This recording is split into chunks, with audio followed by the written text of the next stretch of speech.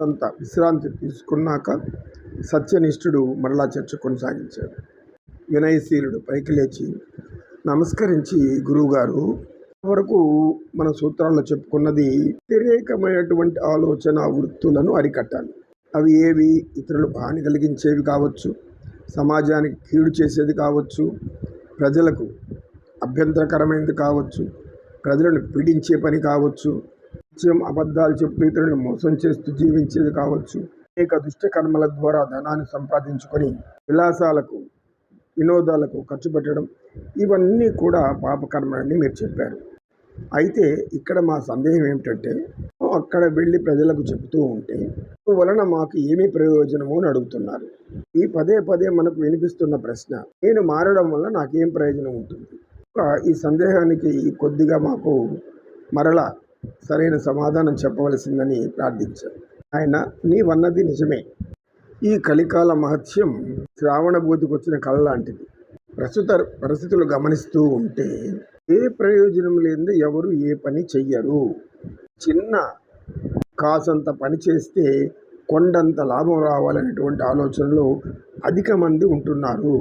మనకు ఒక సామెత ఉంది. అందరూ ఇలా అనుకుంటారు, ఒక పొడవైన వెంట్రుకను తీసి కొండకు కట్టి లాగితే వచ్చిందంటే రాని ఆనందం, పోతే ఆ ఒక వెంట్రుక పోతుంది. సామెత చాలా ఇబ్బందికరంగా ఉన్నా ఆలోచించే వాళ్ళు అనేక మంది ఉన్నారు.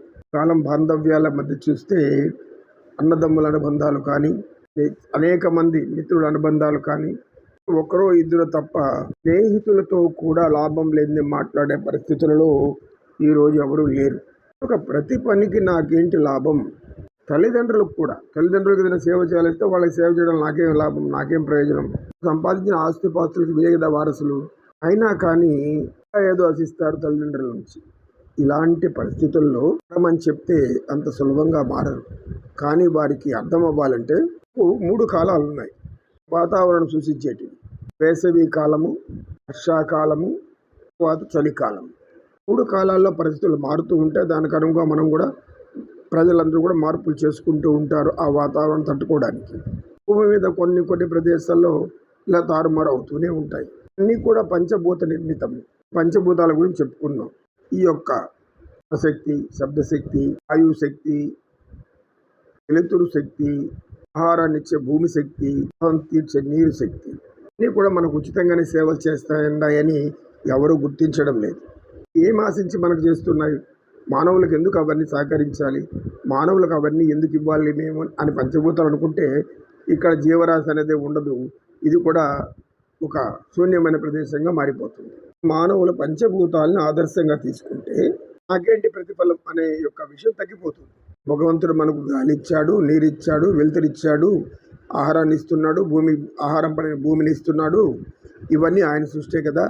ఆనందంగా మనం అనుభవించుకుంటా, ఆయన్ని కానీ స్మరించుకుంటా ఈ యొక్క వ్యసనాలు, ఆనందాలు, సుఖాలు మీద మనసు పరిగెత్తుంది ఏంటి అని ఆలోచించేవాళ్ళు తక్కువ. ఉదాహరణకు మనకు త్రిమూర్తులు ఉన్నారు. మనకు పురాణాలు ఇవన్నీ పరిశీలిస్తే త్రిమూర్తులు అంటే బ్రహ్మ, విష్ణు, మహేశ్వరుడు, అదేవిధంగా వారి భార్యలు సరస్వతి, లక్ష్మి, పార్వతి. త్రిమూర్తులు సృష్టిని కాపాడడానికి వారి పనులు వారు చేస్తూ ఉంటాడు. బ్రహ్మ సృష్టిస్తూ ఉంటాడు జీవరాశులను అన్నిటినీ. ఆ సృష్టితో పాటు వాటి కర్మలు కూడా వారికి రాసి పంపిస్తూ ఉంటాడు. సృష్టికర్త అనేటువంటి ఆ పరబ్రహ్మ వాళ్ళని సృష్టించడమే కాకుండా మనకు కావాల్సినటువంటి అన్నిటిని సమకూరుస్తూ ఉన్నాడు. ఆయన ఏం ఆశించి అలా చేస్తున్నాడు? బ్రహ్మదేవుడు కర్త, ఆయనకు తేడాలు లేదు. మానవులు, దేవతలు, రాక్షసులు, యక్షులు, గంధర్వులు, ఇలా అనేక మంది సృష్టిస్తుంటాడు. అతని సతీమణి ఉంది, సరస్వతీదేవి. ఆమె విద్యకు దేవత, సకల విద్యలకు ఆమె దేవత, 64 కళలకు ఆమె దేవత. ఏమి ఆశించి మన సరస్వతీదేవి మనకు విద్యను ప్రసాదిస్తుంది, జ్ఞానాన్ని ప్రసాదిస్తుంది? ఏమన్నా ఆశిస్తూ ఉందా? బ్రహ్మదేవుడు ఆశిస్తున్నాడా? మహావిష్ణువు ఈయన స్థితికారకుడు. బ్రహ్మ సృష్టికర్త అయితే ఈయన స్థితికారకుడు. స్థితి అంటే మానవులకు కావలసినటువంటి అన్ని సమకూర్చడం. సమకూర్చిన తర్వాత భగవంతులు కానీ, రాక్షసులు కానీ, దుర్మార్గులు కానీ మంచివారిని పీడిస్తూ ఉంటే ఆయన అవతారాలు ధరించి వారిని సంహరించి ధర్మ పరిరక్షణ చేయడం. మహావిష్ణువు గారు ఏం ఆశిస్తున్నారు? ఏం ఆశించి మనకు ఈ సేవలు చేస్తున్నారు ఆయన? ఇది ఎవరు ఆలోచించరు. పరమేశ్వరుడు ఉన్నాడు. మహావిష్ణు గారి భార్య లక్ష్మీదేవి కావలసినంత ఆహార సంపద అష్టలక్ష్మిలు అంట కదా, మనకు కావలసినంత ఆహారము, ధనము, అనేక విధాలైనటువంటి సంపదలు ఆమె ఇస్తుంది. ఆమె ఏమి ఆశిస్తుంది? ఏమీ లేదు. భక్తిని మాత్రమే ఆశిస్తారు వీళ్ళంతా. పరమేశ్వరుడు ఆయన కొండ మీద ఉంటాడు. లయకారకుడు. లయకారకుడు అంటే సృష్టిలో ప్రతి ఒక్క దానికి ఆయుష్ ప్రమాణం ఉంటుంది. రాసులు మొదలుకొని కనిపిస్తున్నటువంటి గోళాలు, నక్షత్రాలు, పాలపంతలు, ఇలా కోటాను కోట్లు ఉన్నటువంటి అన్నిటికి కూడా ఒక్కో దానికి ఒక వయో పరిమితి ఉంది. దానిని అనుసరించి వాటి కాలం తీరిపోగానే ఆయన తనలో కల్పించుకుంటూ ఉంటాడు. ఈయన లయకారకుడు. నాట్యానికి గురువు. పార్వతీ పరమేశ్వరుడు కూడా నాట్య శాస్త్రానికి వారే అధిదేవతలు. ఏమి ఆశించి మనల్ని ఇలాంటివన్నీ చేస్తున్నారు? ఒక మనల్ని సృష్టించి ఆశించకుండా మనల్ని పెంచి పోషిస్తూ ఉంటే అర్థం చేసుకోలేక మానవులు నాకేంటి లాభం అనే లెక్కలు వేసుకుంటూ జీవిస్తున్నారు. అంటే వీరిని జ్ఞానవంతులు అనుకోవాలన్నా ఏమనుకోవాలి? ఈ సూత్రం ద్వారా మనం తెలుసుకోవచ్చు. ఇప్పుడు ఈ సూత్రం అంతా కూడా పతంజలి యోగశాస్త్రం అంతా కూడా ఎందుకోసరము ఈ సూత్రాలు అనుసరించాలి?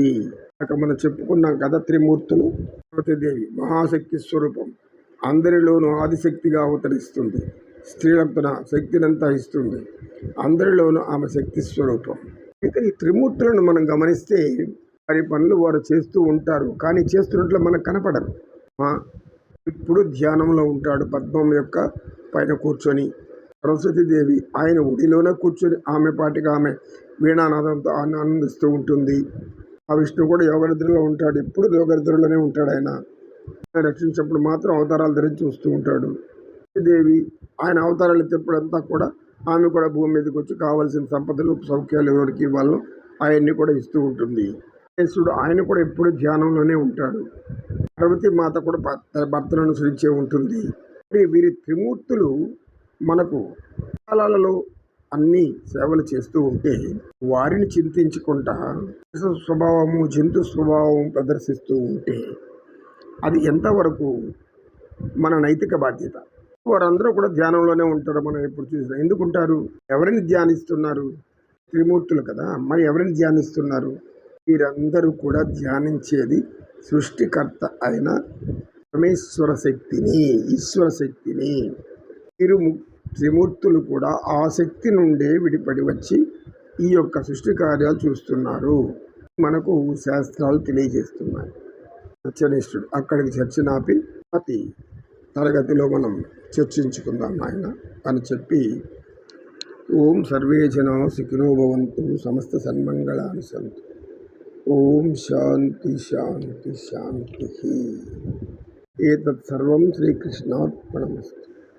ఓం తత్సత్.